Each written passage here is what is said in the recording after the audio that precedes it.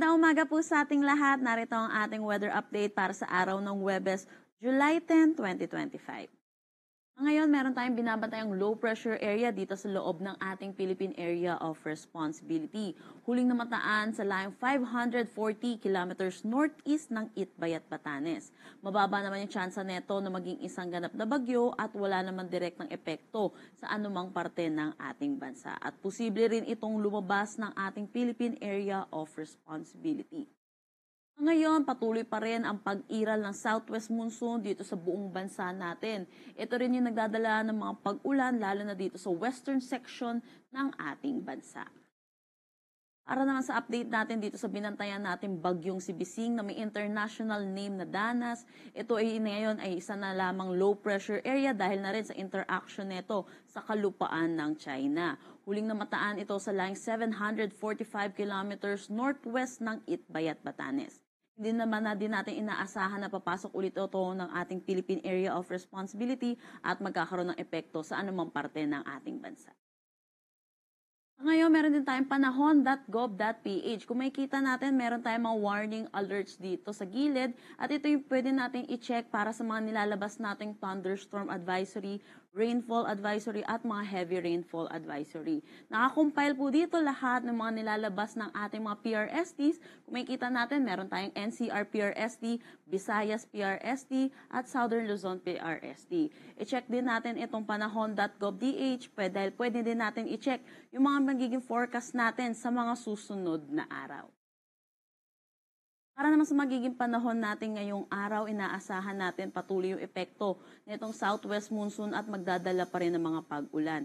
Asahan natin yung mga pabugso-bugso na pag-ulan, moderate to heavy rains, lalo na dito sa may Batanes, Babuyan Islands, Zambales, Bataan, Metro Manila, Cavite, pati na rin sa may Occidental Mindoro. Para naman sa nalalabing bahagi ng Luzon, makikita natin yung eastern section ng ating bansa, makakaranas naman tayo ng maaliwalas na panahon, pero asahan din natin dulot ng southwest monsoon, mataas din ang tsansa ng mga pag-ulan, lalo na sa madaling araw, sa hapon at sa gabi. Agwat ng temperatura for Metro Manila, 25 to 28 degrees Celsius, Lawag, 25 to 30 degrees Celsius.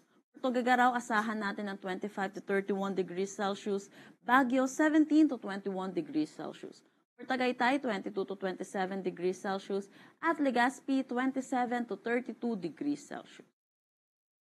Para naman dito sa may Palawan, pati na rin dito sa Western Visayas, Zamboanga Peninsula, Barm at Soxargen, makakaranas din tayo ng maulap na papawirin na may mga kalat-kalat na pag-ulan, dulot pa rin ito ng southwest monsoon.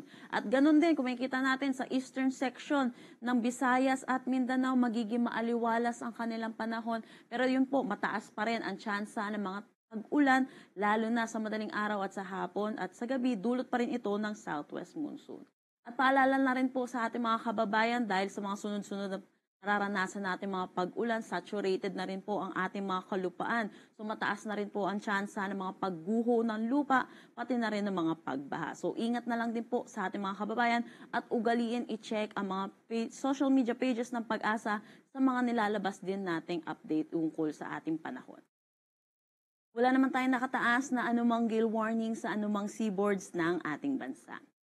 Ang sunrise mamaya ay 5:33 a.m.